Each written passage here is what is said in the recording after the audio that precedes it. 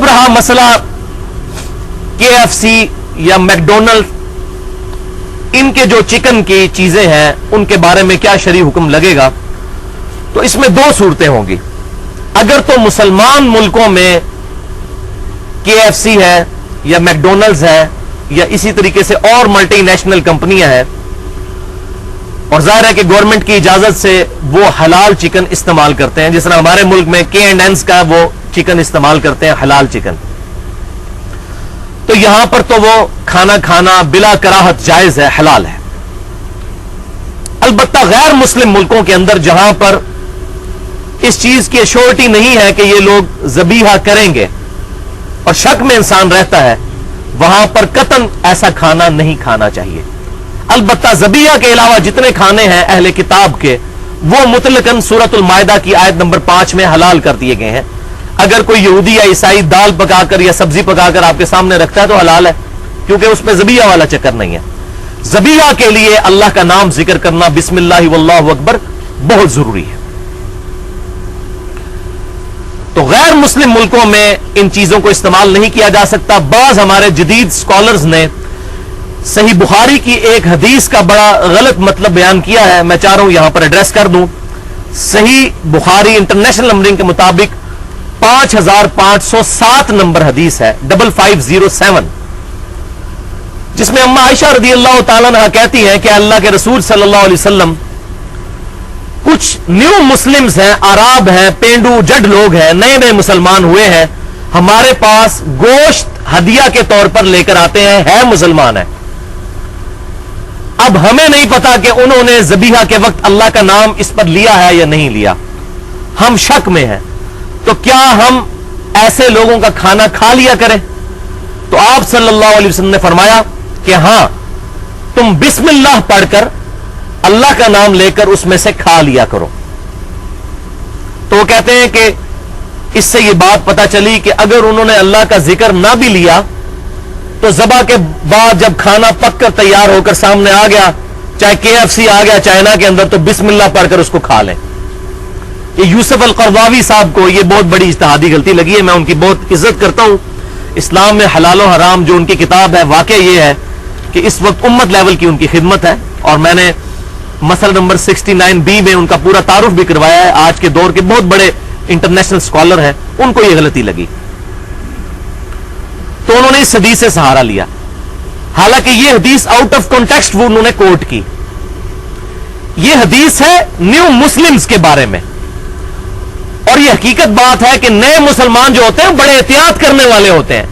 نبی صلی اللہ علیہ وسلم نے صرف شک کو زائل کرنے کے لیے اما عائشہ سے کہا کہ آپ شک زائل کرنے کے لیے ان کا ذبیحہ بسم اللہ پڑھ کر کھا لیا کرو، غیر مسلموں کا نہیں، مسلمانوں کا. اور بسم اللہ تو ویسے بھی پڑھنا چاہیے کھانے پر. لہٰذا یہ غیر مسلموں کے بارے میں یا اہل کتاب کے بارے میں یہ معاملہ نہیں ہے، کیونکہ وہاں پر جب تک ہمیں شورٹی نہیں ہوگی، جب تک ہمیں یقین نہیں ہوگا کہ انہوں نے اللہ کا نام لیا ہے، اس وقت تک ہم اس کو حلال نہیں کہہ سکتے. تو اللہ کا نام لینا بھی ضروری ہے اگر صرف گوشت ہے. البتہ اگر گوشت کے علاوہ کوئی اور نیت کی ہوئی ہے، اس میں اللہ کے علاوہ کسی اور کے تقرب کی نیت کی، تو اگرچہ اللہ کے نام پر ذبح ہوا تب بھی وہ کھانا یا وہ صدقہ اور خیرات حرام ہو جائے گا. اور اس کانٹیکسٹ میں ایک بڑی سخت حدیث ہے صحیح مسلم میں. ابو طفیل عامر بن واصلہ رضی اللہ تعالیٰ عنہ، جو سب سے آخر میں فوت ہونے والے صحابہ میں سے ہیں، 110 ہجری میں نبی صلی اللہ علیہ وسلم کی وفات کے 100 سال کے بعد فوت ہوئے، اور یہ سیدنا علی کے شاگرد بھی ہیں، اور جنگ صفین میں مولا علی رضی اللہ تعالیٰ عنہ کے ساتھ یہ شامل تھے. یہ کہتے ہیں کہ ایک دفعہ میں نے مولا علی رضی اللہ تعالیٰ عنہ سے پوچھا، مولا سے مراد دلی محبوب، من کنت مولاہ فہذا علی مولا، حدیث متواترہ ہے، جس کا جگری یار میں ہوں اس کا جگری یار سیدنا علی بھی ہونے چاہیے. یہ مشکل کشا والا مولا نہیں ہے، یہ وہی مولا ہے جو ہم اپنے علماء کو بھی کہتے ہیں مولانا فلاں. تو میں نے مولا علی سے پوچھا، کیا اللہ کے رسول صلی اللہ علیہ وسلم نے، یہ صحیح مسلم میں حدیث ہے انٹرنیشنل نمبرنگ کے مطابق 5126، کیا آپ صلی اللہ علیہ وسلم نے قرآن کے علاوہ بھی آپ کو کوئی خاص بات ایسی بتائی ہے جو امت کو نہ بتائی ہو؟ تو سیدنا علی نے کہا کہ آپ صلی اللہ علیہ وسلم نے ہمیں کوئی ایسی بات تعلیم نہیں فرمائی جو باقی امت کو نہ بتائی ہو. ہاں مگر میرے پاس ایک صحیفہ ہے جو انہوں نے اپنی تلوار کی نیام میں سے نکالا. تو ابو طفیل کہتے ہیں میں نے پوچھا اے امیر المومنین اس کے اندر کیا ہے؟ تو انہوں نے اس میں کچھ چیزیں پڑھ کر بتائیں. ان میں سے ایک چیز یہ تھی کہ جس شخص نے اللہ کے علاوہ کسی اور کے لیے ذبح کیا, کسی اور کے لیے ذبح کیا, کسی اور کے نام پر نہیں, کے لیے, عربی الفاظ ہے لعن اللہ من ذبح لغیر اللہ, اس پر اللہ کی لعنت ہے جس نے کسی اور کے لیے, اللہ کے علاوہ کسی اور کے لیے ذبح کیا. ہم اپنے مہمانوں کے لیے ذبح کرتے ہیں لیکن ان کے تقرب کے لیے نہیں, بلکہ اللہ کا تقرب ہوتا ہے تاکہ مہمان نوازی کریں گے, اللہ خوش ہوگا. تقرب بھی اللہ کا, نام بھی اللہ کا. اعوذ باللہ. اور اس معاملے میں امام کائنات صلی اللہ علیہ وسلم نے اتنی احتیاط فرمائی, اتنی احتیاط فرمائی, اتنی احتیاط فرمائی کہ عقل دنگ رہ جاتی ہے. سنن نبی داؤد میں صحیح سند کے ساتھ انٹرنیشنل نمبرنگ کے مطابق 3313 نمبر حدیث ہے. ایک صحابی نے آ کر عرض کی اے اللہ کے رسول صلی اللہ علیہ وسلم, میں نے یہ منت اور نظر مانی ہے کہ مقام بوانا پر جا کر کچھ اونٹ اللہ کی راہ میں ذبح کروں گا. بعض روایتوں میں آتا ہے 100 اونٹ. تو آپ صلی اللہ علیہ وسلم نے 2 سوال ان سے کیے. پہلا سوال,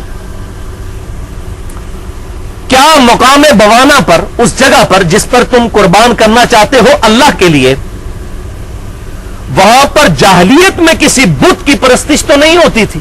جاہلیت میں, اور نہیں پہلے, ابھی نہیں پہلے. انہوں نے کہا یا رسول اللہ نہیں. کیوں پوچھا؟ ہو سکتا ہے کہ کوئی جا کر نظر دے تو لوگ کہ یہ پرانے بزرگوں کی یاد تازہ ہو رہی ہے, انہوں نے فیض ہی چلتا پیا.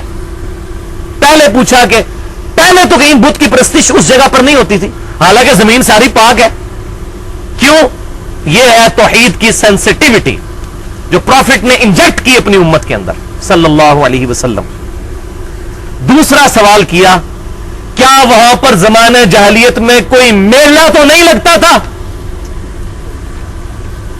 اللہ اکبر کبیرہ. امام الموحدین صلی اللہ علیہ وسلم, موحدین کے امام, انہوں نے کہا یا رسول اللہ نہیں. پھر آپ صلی اللہ علیہ وسلم فرمایا اپنی نظر پوری کرو, اور 2 باتیں ارشاد فرمائی کہ جو نظر تم اللہ کے لیے مانتے ہو اس کو تو پورا کرو, اور ایسی نظر کو مت پورا کرو جس میں اللہ کی نافرمانی ہو, اور ایسی نظر کو بھی پورا مت کرو جس میں تم عاجز آ جاؤ. مثلاً کوئی یہ منت مان لیتا ہے میں روزانہ 1000 نفل پڑھوں گا, تو عاجز آ جائے گا. تو ایسی منت کو توڑ دیا جائے. صحیح بخاری اور صحیح مسلم کی متفقن علیہ حدیث ہے کہ ایسی منت یا ایسی نظر کا کفارہ پھر وہی ہے جو کہ قسم کا کفارہ ہے, یعنی 10 مسکینوں کو کھانا کھلانا ہے, یا ایک غلام آزاد کرنا ہے, یا 10 مساکین کو کپڑا لے کر دینا ہے. یہ تینوں چیزیں سورۃ المائدہ کی آیت نمبر 89 میں آئی ہیں. اور اگر کوئی اس پر قدرت نہ رکھتا ہو تو پھر اس کو اجازت ہے کہ مسلسل 3 روزے رکھے. تو آج یہ منت اور نظر میرا ٹاپک نہیں, اس پر میں آلریڈی 55 منٹ کی ایک گفتگو ریکارڈ کروا چکا ہوں. مسئلہ نمبر 68 کے نام سے قسم, نظر اور منت کے صحیح احکام و مسائل, سورۃ المائدہ آیت نمبر 89 کی روشنی میں.